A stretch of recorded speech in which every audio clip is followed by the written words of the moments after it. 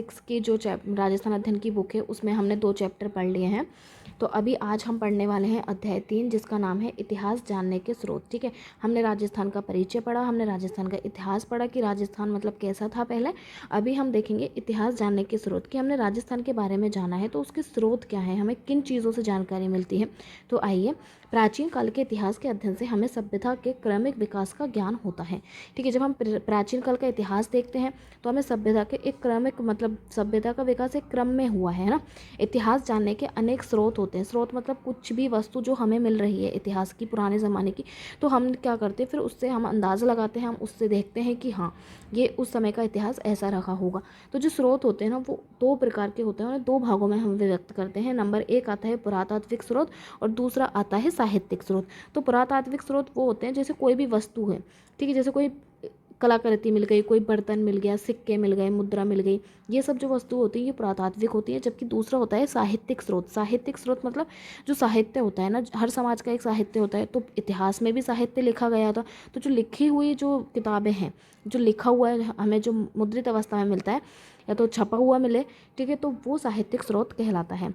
तो अभी है पुरातात्विक स्रोत नंबर 1, प्राचीन काल के वे अवशेष जिनसे हमें स्थान और घटनाओं के संदर्भों को समझने में सहयोग मिलता है उन्हें पुरातात्विक स्रोत कहते हैं। अवशेष होते हैं ये बहुत सारी वस्तुओं के जिनसे हमें स्थान के बारे में और घटनाओं के बारे में समझने का प्रयास करते हैं।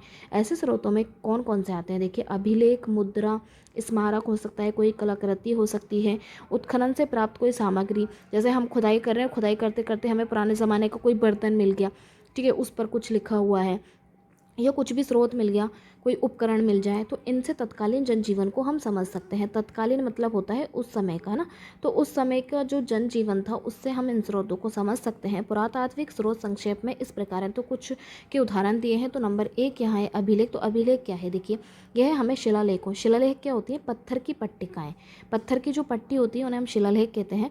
पाषाण शिला, देखिए, पाषाण मतलब होता है पत्थर, पाषाण की जो शिला होती है ना, पत्थर के बड़े बड़े खंड, शिला मतलब चट्टान, तो उन पर ये लिखा हुआ मिलता है। स्तंभ जो होते हैं, स्तंभ मतलब खंबे, भवन, गुफाओं की दीवारें हैं, मूर्ति, प्रतिमा, स्तूप, मठों, तालाबों, खेतों में खड़ी शिलाओं, ताम्रपत्रों पर उत्कीर्ण किए हुए मिलते हैं। ताम्रपत्र मतलब जो तांबे के जो पत्र होते हैं वो, तो उन पर उत्कीर्ण, उत्कीर्ण मतलब जब हम ऐसे जैसे गुदवाते हैं ना किसी चीज़ को, उत्कीर्ण करवाते हैं, तो इस तरीके से देखिए यहाँ पर एक उदाहरण भी ये दे रखा है, एक इमेज दे रखी है शिलालेख की। तो ये उत्कीर्ण मतलब उभरा हुआ ना, उसमें एकदम ऐसे लिखते हैं उसको जैसे उसमें उभर जाता है वो, तो उत्कीर्ण करवाते हैं, हम कह सकते हैं खुदवाते हैं। अभिलेखों की उपयोगिता, ये विविध भाषाओं में गद्य व पद्य दोनों ही शैलियों में मिलते हैं। तो जो अभिलेख होते हैं ये गद्य भाषा में भी मिलते हैं, पद्य भाषा में भी मिलते हैं। इन अभिलेखों में शासक और उनके जो आश्रित लोग होते हैं, रानियाँ होती हैं, राजकुमारों, सामंतों आदि के नाम, घटना की तिथियाँ होती हैं, शासन कार्य और आज्ञाओं का उल्लेख मिलता है इन अभिलेखों में। साथ ही इनसे तत्कालीन सामाजिक, राजनीतिक, धार्मिक, सांस्कृतिक जीवन आदि की जानकारी भी मिलती है। प्रशंसा में लिखे गए अभिलेखों को प्रशस्ति कहा जाता है।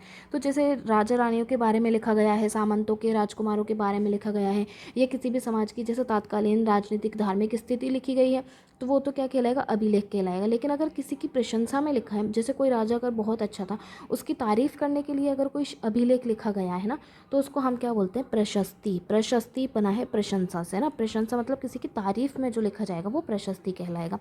प्रमुख अभिलेख देखिए यहाँ पे है नगरी अभिलेख, कंसवा अभिलेख, घटियाला अभिलेख, किराड़ू अभिलेख, नांदसा और बरनाला यूप, स्तंभलेख, सामोली का शिलालेख आदि से राजस्थान की धार्मिक व्यवस्था, यज्ञों के प्रकार, भूमि तथा द्रव्यदान, राजनीतिक सीमा आदि की जानकारी प्राप्त होती है। ठीक है, तो इन सब अभिलेखों से इतनी सारी जानकारी हमें मिलती कि धार्मिक व्यवस्था कैसी थी, कौन कौन से प्रकार के यज्ञ किए जाते थे, भूमि कैसी थी, द्रव्यदान किया जाता था, राजनीतिक सीमा के बारे में जानकारी मिलती है। उदाहरण स्वरूप घटियाला अभिलेख, प्रतिहारों और बिजोलिया शिलालेख चौहानों का इतिहास जानने के महत्वपूर्ण साधन है। तो देखिए, जो घटियाला अभिलेख है वे प्रतिहारों और बिजोलिया शिलालेख चौहानों का इतिहास, तो चौहानों का अगर हम मान लो इतिहास हमें जानना है, तो चौहानों का इतिहास हम कहाँ से जानेंगे, घटियाला अभिलेख, जो अभिलेख लिखा हुआ है घटियाला, उसमें चौहानों का पूरा इतिहास दिया हुआ है। चीरवा का जो शिलालेख है उसमें रावल समर सिंह के युग की जानकारी मिलती है। तो इस तरीके से शिलालेखों में पुराने ज़माने का इतिहास लिखा हुआ होता है। ये जैसे स्मारक की एक इमेज यहाँ पे दे रखी है, ठीक है। अब आता है स्मारक। राजस्थान के विभिन्न स्मारकों में दुर्ग प्रमुख है। स्मारक मतलब कोई एक ऐसी मतलब इमारत बना रखी है ना, तो जैसे दुर्ग हम कह सकते हैं, दुर्ग बने हुए होते हैं। जैसे चित्तौड़गढ़ का दुर्ग है, जालोर का दुर्ग है, गागरोन का दुर्ग है, रणथंभौर का दुर्ग है, आमेर का दुर्ग है, मेहरानगढ़ का है, तारागढ़, कुंभलगढ़ आदि दुर्ग महत्वपूर्ण है। इनके अलावा भवन, राजा प्रसाद महल, सार्वजनिक भवन होते हैं, स्नानागार होते हैं, जनसाधारण के घर भी हैं, विहार, मठ, चैत्य, स्तूप, मंदिर, समाधि, बावड़ी, कूप आदि, इन सभी को स्मारक कहेंगे। तो जो भौतिक संरचना जो है ना, कुछ भी भौतिक संरचना जैसे मंदिर वगैरह बने हुए हैं, किसी की समाधि बनी हुई है या फिर स्तूप है, विहार, तो ये सब स्मारक हैं जो एक इमारत के रूप में बना हुआ है। ये हमें तत्कालीन स्थापत्य कला, धार्मिक विश्वास, उपासना पद्धति, मनुष्य की चेतना और समृद्धि का ज्ञान भी करवाते हैं। मुद्राएं। अब देखिए, मुद्राओं अथवा सिक्कों, छापों या प्रतीकों से किसी भी काल विशेष की राजनीतिक, धार्मिक, आर्थिक स्थिति का पता लगता है। मतलब जैसे सिक्के हैं, तो यहाँ पे ये कुछ उदाहरण दे रखे हैं। तो इन सिक्कों पे क्या है, जो राजा के टाइम पे जो भी सिक्का चलता था वो उसी हिसाब से उस पर कुछ ना कुछ मुद्रित करवाते थे, कुछ ना कुछ छपवाते थे। तो हमें पता चल जाता था कि ये उस काल का सिक्का है और इसकी ये विशेषता है। तो उससे हमें राजनीतिक, धार्मिक, आर्थिक स्थिति का पता चल जाता है। मुद्राओं पर अंकित चिन्ह, भाषा, लिपि, सन, संवत, नाम सहित धातु की शुद्धता, नाप तोल आदि से हमें उस समय की समृद्धि का भी ज्ञान हो जाता है। जैसे कोई सोने का सिक्का चल रहा है किसी राजा के काल में, तो सही बात है ना कि उस काल में कितनी समृद्धि होगी कि उसने सोने के सिक्के चला दिए। ठीक है, तो उस तरीके से सिक्के राज्य व शासक की शक्ति के सूचक भी होते हैं। और जो सिक्के होते हैं उनसे किसी भी राज्य जो है उसके शासक की शक्ति का भी पता चलता है कि उस समय उसकी कितनी शक्ति रही होगी। आहड़, रेड़, बेराट, रंगमहल, सांभर, सुखाड़िया के उत्खनन से प्राप्त सिक्के और मुद्राओं से छत्रपों, छत्रपों का मतलब हमने पढ़ा था अभी, राजा है ना, मतलब शासक हम कह सकते हैं, पिछले चैप्टर में हमने देखा था। मालव, चौहान, गुहिल आदि वंशों के राज्य, शासन, अधिकृत सीमा के बारे में जानकारी उपलब्ध हो। तो देखिए, सिक्के के बाद जो पुरातात्विक स्रोत आता है वो आता है बर्तन और कलाकृतियाँ। तो काफ़ी सारे बर्तन मिलते हैं, कलाकृति मिलती हैं। उत्खनन, जब हम खुदाई करते हैं ना, उत्खनन मतलब जब हम खुदाई करते हैं तो हमें तत्कालीन उस समय के बर्तन आदि कलाकृतियाँ भी काफ़ी सारे प्राप्त होती हैं। कलाकारी में बर्तनों पर चित्रण, खंभों पर खुदाई, किवाड़ों पर गवाक्ष, गोखड़ों की कारीगरी आदि भी देखने में आती है। तो देखना, कभी पुराने ज़माने का कुछ भी अगर आपने कभी देखा हो तो हमें ऐसा दिखता है ना, जैसे कुछ किवाड़ पे कुछ खुदा हुआ है ना, मतलब कुछ लिखा हुआ है, खंभों पर खुदाई मिलती है। तो पहले के ज़माने में बहुत ज़्यादा कारीगरी थी, तो बहुत कुछ देखने को मिलता है। हमें ऐसे बर्तन भी प्राप्त होते हैं जिनकी बनावट, पॉलिश, रंग आदि उस काल की उत्कृष्ट कला को दर्शाते हैं। राजस्थान के अनेक स्थानों से उत्खनन में प्राप्त मृद भांड, प्याले, रकाबियाँ, धूप पात्र, दीपक आदि से हम पूर्वजों के कला कौशल को सहज ही समझ सकते हैं। गणेश्वर, ये एक जगह है नीम का थाना सीकर में। यहाँ की ताम्र संस्कृति के अवशेष जोधपुरा, जयपुर की जगह है जोधपुरा, एवं नोह, ये भरतपुर में है। भरतपुर से प्राप्त काले एवं लाल मृत भांड, आहड़ व ग्लूंड से प्राप्त प्रस्तर, फलक आदि में कला कौशल देखा जा सकता है। तो ये जो है ना, ये जो कॉम्पिटिटिव एग्जाम के लिए यहाँ से क्वेश्चन बनेंगे जो हम लास्ट में करने वाले हैं।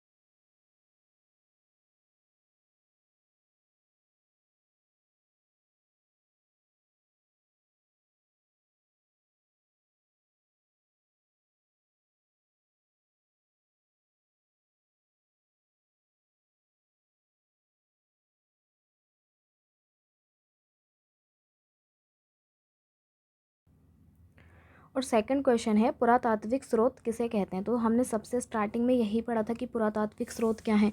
तो पुरातात्विक स्रोत का जो आंसर है वो हम यहाँ से लगा सकते हैं। सबसे जो फर्स्ट पैराग्राफ में ना, ये देखिए, पुरातात्विक स्रोत प्राचीन काल के वे अवशेष जिनसे हमें स्थान एवं घटनाओं के संदर्भों को समझने में सहयोग मिलता है उनको पुरातात्विक स्रोत कहते हैं। यहाँ तक दूसरा क्वेश्चन हो जाएगा। और थर्ड क्वेश्चन है कि इतिहास को समझने में मुद्राओं का क्या महत्व है। तो देखिए उसका जो आंसर हो जाएगा वही हो जाएगा, मुद्रा अथवा सिक्कों, छापों या प्रतीकों से किसी भी काल विशेष की राजनीतिक, धार्मिक, आर्थिक स्थिति का पता लगता है। मुद्राओं पर अंकित चिन्ह, भाषा, लिपि, सन, संवत, नाम सहित धातु की शुद्धता, नापतोल आदि से हमें उस समय की समृद्धि आदि का भी ज्ञान होता है। और जो सिक्के होते हैं वे राज्य व शासक की शक्ति के सूचक भी होते हैं। तो हमने यहाँ तक इसका लगा लेना है आंसर क्वेश्चन नंबर 3 का, कि मुद्राओं का क्या महत्व है इतिहास को समझने में। ये देखिए क्वेश्चन नंबर जो लास्ट है, इतिहास लेखन में मुद्राओं के योगदान, तो हमने अभी लगा लिया। फिर इसके बाद आता है ताम्रपत्र किसे कहते हैं और इनसे हमें क्या जानकारी मिलती है। तो इसका भी आंसर निकल जाएगा, ताम्रपत्र किसे कहते। तो ये देखिए, ताम्रपत्र तांबे के छोटे बड़े पत्थरों पर खोदे गए लेखों को ताम्रपत्र कहते हैं। फिर बोलते हैं कि उनसे हमें मतलब क्या फ़ायदा है, क्या लाभ है, क्या जानकारी मिलती है। तो दान पुण्य से संबंधित होने से इन्हें दानपत्र भी कहा जाता है। और इनसे हमें शासक, काल, भाषा, पर्व, धर्म, भूमि के प्रकार, नाप तोल, दान के प्रकार आदि का पता चलता है। तो पूरा जैसे क्वेश्चन पूछा है एज इट इज़ वही आंसर है। तो ये लघुत्तरात्मक का पहला क्वेश्चन हो जाएगा। ठीक है, पहले क्वेश्चन का आंसर हो जाएगा। फिर लघुत्तरात्मक में हम दूसरा क्वेश्चन देखते हैं, राजस्थान के प्रमुख ऐतिहासिक ग्रंथों की जानकारी दीजिए। ठीक है, तो ऐतिहासिक ग्रंथ में हम ये सब लिख सकते हैं। ये देखिए यहाँ से हम लिख सकते हैं। देखिए तो ये जो है ना, राजस्थान के मतलब साहित्य में कौन कौन सी जानकारी मिलती है। तो साहित्य वाला जो है ये थोड़ा सा बड़ा हो जाएगा आंसर। तो इसमें ये है कि हम यहाँ से लिख सकते हैं। तो राजस्थान साहित्य में पृथ्वीराज रासो, अचलदास, खींचीरी, वचनिका, पद्मनाभ, कानड़देव प्रबंध, तो ये सब है ना, यहाँ से जो मैंने हाईलाइट कर रखा है इतना लिख सकते हैं। अगर ये भी याद नहीं हो ना तो कुछ जो है कुछ ग्रंथ वगैरह हैं उनके तो नाम हमको लिखने ही है, मतलब अपनी कॉपी में। जैसे एग्ज़ाम के टाइम पर अगर याद नहीं हो आपको तो आप फिर एक दो के नाम तो लिख ही सकते हैं। जो मैंने हाईलाइट किया एटलीस्ट वो, और एक कर्नल जेम्स टोड का तो याद रखना ही है। ठीक है, तो ये जो चैप्टर है ये हो गया है। नेक्स्ट वीडियो में हम नेक्स्ट चैप्टर करेंगे। ठीक है, थैंक यू।